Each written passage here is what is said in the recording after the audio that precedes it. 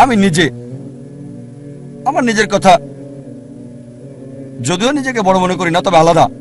এ কারণে যারা আমার শৈশব দেখেছে তারা আমাকে জানে আমি তোতলা ছিলাম।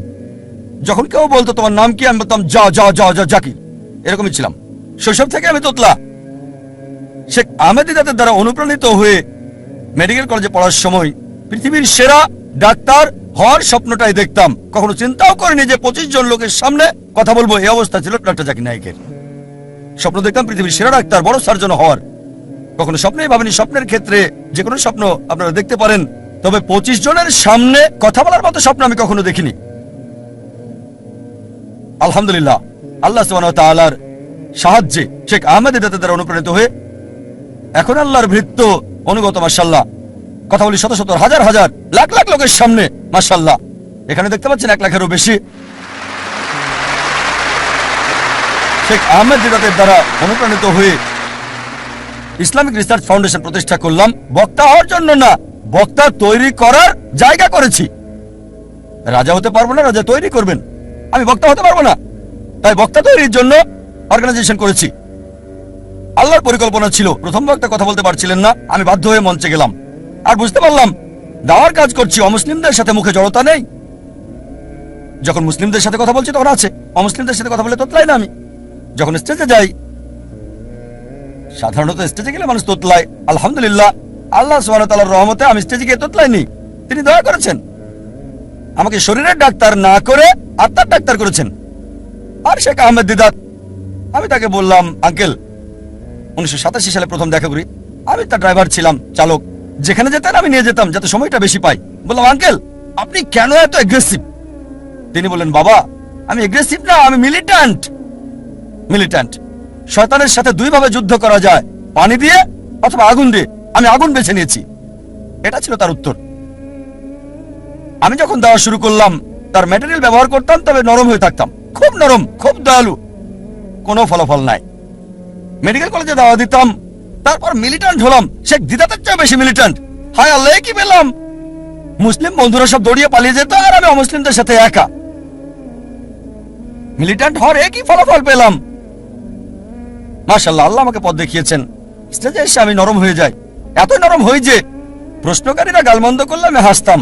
শেখ আহমেদ দিদাত আমাকে দিলেন টাইটেল।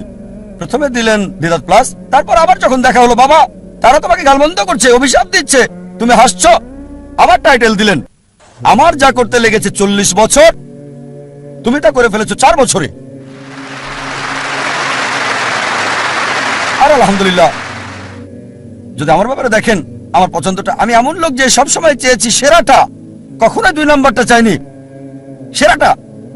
শৈশব থেকে এই সেরাটা বাছাই করেছি। এখন আমি আমার আকাঙ্ক্ষাকে আল্লাহ সুবহানাহু ওয়া তাআলার দিকে ফিরিয়েছি। একেবারে সেরা ক্যামেরাটা চেয়েছি, সেরা যন্ত্রপাতি, সবচেয়ে ভালো পরিবেশ আল্লাহর বার্তা প্রচার করার জন্য সেরা কনফারেন্সটা করতে চেয়েছি। এই কারণে এই কনফারেন্স আমরা এখানে করছি।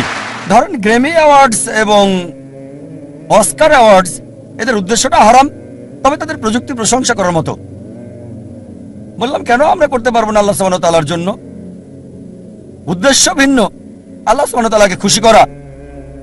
পৃথিবীকে দেখাতে চাই যে আমরা মুসলিমরাও আলহামদুলিল্লাহ করতে পারি।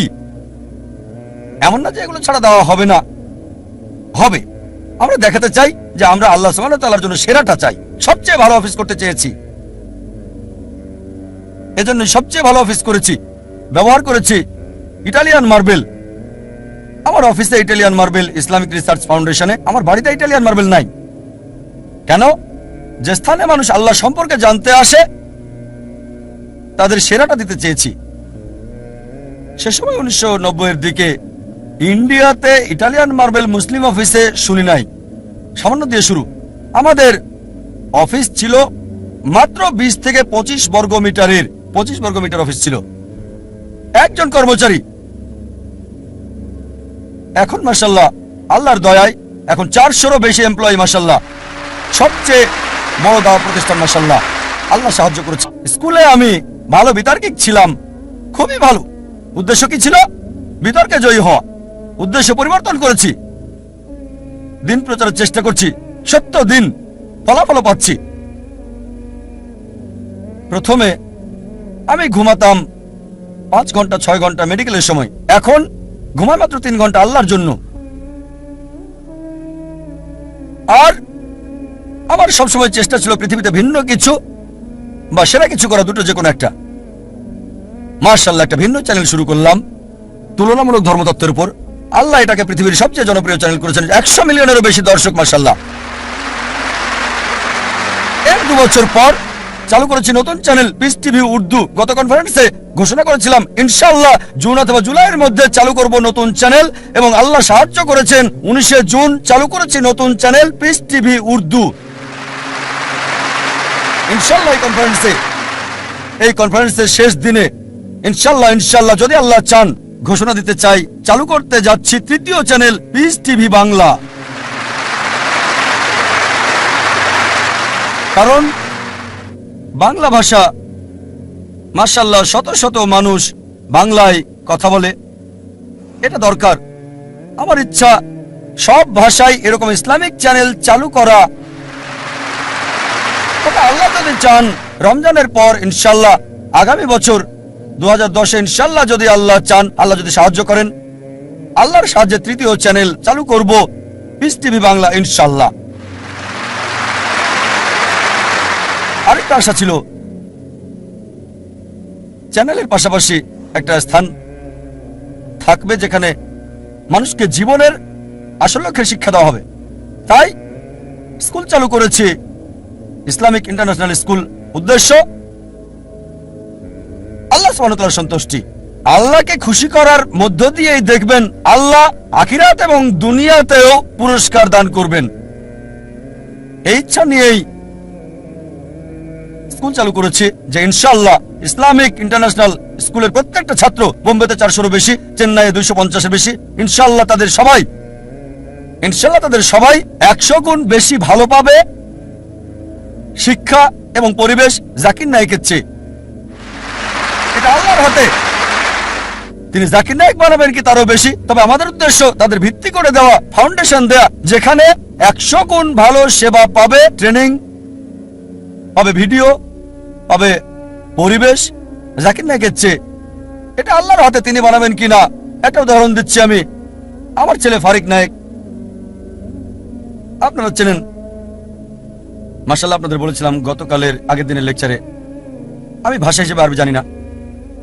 আমি বলেছি আমার ছেলেকে আরবি শেখাবো ইনশাআল্লাহ, লুগা ফুসা। স্কুলের সব ছাত্রকে শিখিয়েছি মাশাআল্লাহ। আমার ছেলে যখন স্কুল শুরু হয় মাশাআল্লাহ, সে ছিল সেরা খেলোয়াড়, ট্রফি পায়। 1 বার না, 2 বার না, 3 বার না, 4 বার না, টানা 5 বার পেয়েছে সে। আমার মনে হয় ভালোও লাগে, কারণ সে অভ্যস্ত। যখন আমি স্কুলে ছিলাম, যখন স্কুলে পড়তাম, আমিও চাইতাম প্রথম হতে, স্বর্ণপদক পেতে, যেটা ছিল আমার উদ্দেশ্য। দেখবেন তরুণরা 100 মিটার দৌড়ে প্রথম হয়, স্কুলে কখনো গোল্ড মেডেল পাইনি। যখন কলেজে গেলাম তখন মাশাআল্লাহ বুঝতে পারলাম যে আমি বড় দৌড়বিদ, আর গোল্ড মেডেলও পেলাম মেডিকেল কলেজে 10 কিলোমিটার। তখন আমার মনে হলো গোল্ড মেডেল অপ্রয়োজনীয়। ভালো, দেখতে ভালো, গোল্ড মেডেল আসলে কি? 10 কিলোমিটার লোকজন দেখে, আসলে বড় কিছু না। তারপর শেখ আহমেদ দিদাতকে দেখলাম, এই মানুষটি আমার লক্ষ্য কেন্দ্র পরিবর্তন করেছে। আর এভাবে মাশাআল্লাহ তিনি আমাকে বললেন, বাবা আমি খ্রিস্টান ধর্ম এবং ইসলামের উপর গবেষণা পড়াশোনা করেছি, তুমি অন্যগুলো পড়ে দেখো। খ্রিস্টান ধর্মের সবকিছু প্লেটে সাজানো খাবার মতো, শেখ দিদাত এগুলোকে পাত্রে সাজানো খাবার মতো করে রেখেছে, কেকের মতো। আহমেদ দিদাতের বই পড়লে পোপদের সাথে বিতর্ক করতে পারবেন। তারপর আমি হিন্দু ধর্ম, শিখ ধর্ম, জৈন ধর্ম, বিজ্ঞান, অন্যান্য বিষয়ে পড়লাম। মাশাআল্লাহ শেখ দিদাতের লেকচার দর্শক দেখে অভিভূত আমি। সবচেয়ে বেশি দর্শক হয়েছিল বার্মিংহামে, 12,000 মানুষ ছিল। মাশাআল্লাহ, আল্লাহ সুবহানাহু ওয়া তাআলা মাশাআল্লাহ তিনি রাস্তা খুলে দিয়েছেন। আল্লাহর সাহায্যে মাশাআল্লাহ আমার ছেলে কোরআনে হাফেজ হয়েছে 13 বছর বয়সে। একটা ব্যতিক্রম, 1 বছরে সপ্তাহে 5 দিন, অসাধারণ। লোকজন বলে জাকির ক্রেজি, প্রতিদিন 1 ঘন্টা, সপ্তাহে 5 দিন, বছরে 9 মাস, অসম্ভব। আমাদের স্কুলের অধিকাংশ ছাত্রছাত্রী 2.5 বছর থেকে 4 বছরে হেফজ শেষ করে, তাদের মধ্যে একজন আমার ছেলে। তারপর সে ব্ল্যাক বেল্ট পেল তাইকোন্দোতে। তবে যে বিষয়টা আমাকে বেশি আনন্দ দিয়েছে সেটা হচ্ছে তার পাবলিক লেকচার। 8 বছর বয়সে ছোট লেকচার 10 মিনিট, 15 মিনিট, 50,000, 1 লাখ দর্শকের সামনে আমার লেকচারের আগে। আর আমি প্রথম লেকচার দেই, পাবলিক লেকচার, 27-28 বছর বয়সে। লোকজন বলতো, ও এত কম বয়সে 28 বছর। আমিও ভাবতাম 28 বছর। শেখ দিদাত 60-70-এ, আমি 28 বছরে। আমি খুব খুশি। আর আমার ছেলে প্রথম দীর্ঘ পাবলিক লেকচার, যেটা 1 ঘন্টা 15 মিনিটেরও বেশি, 119টা উদ্ধৃতি, 56টা কোরআন থেকে, 52টা বাইবেল থেকে, আর 11টা হাদিস আরবি সহ, মাত্র 14 বছর বয়সে, আমার অর্ধেক। আমি খুবই আনন্দিত। মাশাআল্লাহ, 1 ঘন্টা 15 মিনিট, 119টা উদ্ধৃতি, কোনো নোট ছাড়া। এই বছর মাশাআল্লাহ আমার লেকচার দিয়েছে। এই গত সপ্তাহের রোববারে লেকচারটা দিয়েছে, এই রোববারে আবারও দিয়েছে, misconception about Islam, concept of god. ইনশাআল্লাহ ইনশাআল্লাহ আল্লাহ সুবহানাহু ওয়া তাআলার কাছে দোয়া করি যেন তার প্রচেষ্টাকে কবুল করেন। সব সময় বলি, আমার ছেলেকে বলি, আল্লাহ তোমাকে সামর্থ্য দিয়েছেন, তবুও তোমার চাহিদাকে ছোট করে রাখো, চাহিদা কম করে রাখো। কেন? তোমার এই প্রাচুর্য নাও থাকতে পারে। তোমার উদ্দেশ্য হচ্ছে দাওয়া। আর আল্লাহ তাআলা কোরআনে বলেছেন, সূরা ফুসিলাত 41-33, ومن احسن قولا ممن دعا الى الله وعمل صالحا وقال انني من المسلمين। তার কথার চেয়ে কার কথা উত্তম, যে মানুষকে আল্লাহর দিকে আহ্বান করে আর বলে আমি মুসলিমদেরই একজন। কেন বলে? আমার মনে আছে বিয়ের সময় স্ত্রীকে বললাম যে আমি একজন ডাক্তার, মাসে তোমাকে 4,000 টাকা হয়তো দিতে পারবো। 4,000 টাকা $100 কম। আমি 4,000 টাকা প্রতি মাসে দিতে পারবো। যদি বিয়ে করতে চাও তাহলে আমাকে বিয়ে করতে পারো। মাশাআল্লাহ, সে কলেজের টিচার ছিল, যা বলেছিলাম তার চেয়ে বেশি আয় করতো, সেও দায়ী ছিল। মাশাআল্লাহ, তাই ছেলেকে বলি চাহিদা কম করে রাখতে। যেমন যদি ফ্লোরে ঘুমিয়ে অভ্যস্ত থাকে, সমস্যা মোকাবেলায় যদি আত্মত্যাগ করতে হয়, তাহলেও দাওয়া চালিয়ে যাওয়া সহজ হবে। বিলাসিতায় অভ্যস্ত থাকলে আর প্রাচুর্য শেষ হয়ে গেলে তোমার দাওয়ার কাজ চালিয়ে যেতে পারবে। মাশাআল্লাহ, আমি দেখেছি আমার ছেলে 7 স্টার হোটেলে ফ্লোরে শুয়ে ঘুমিয়েছে। অল্প বয়সে শিক্ষা দিতে হয়, সংগ্রামের মোকাবেলা করতে শিখবে। সোনার চামচ মুখে দেবে না, যা আল্লাহ সুবহানাহু ওয়া তাআলার উদ্দেশ্যের দিকে তাকে বাধা দেবে। আমি লেকচার শেষ করতে চাই। জীবনের উদ্দেশ্য অর্জনের বিষয়গুলোকে সাজিয়ে আপনার জীবনের বিভিন্ন স্তরে কোন দিকে আছেন সেটা দেখতে হবে। 6টা পয়েন্ট দেওয়ার আগে আরেকটা কথা বলি। যখন লোকজন আমাদের স্কুলে বাচ্চা ভর্তি করে, আমি তাদের জিজ্ঞেস করি উত্তম সময় কোনটা, ভালো সময় কোনটা আপনার সন্তানের ভবিষ্যৎ নিয়ে চিন্তা ভাবনার, কোনটা ভালো সময় আপনার সন্তানের ভবিষ্যৎ কি হবে, সে কি করবে। অনেকে বলেন যখন সে কলেজে যায়, কেউ বলেন না যখন স্কুলে ভর্তি হয়, কেউ বলে না যখন কিন্ডারগার্টেনে ভর্তি হয়। কেউই এর আগের সময়টার কথা বলে না। ইসলামিক ব্যবস্থায় সবচেয়ে উত্তম হচ্ছে সন্তানের ভবিষ্যৎ নিয়ে ভাবতে হবে যখন জীবন সঙ্গী বাছাই করবেন। যখন জীবন সঙ্গী বাছাই করবেন সেই সময় ভাবতে হবে সন্তানকে কি বানাতে চান।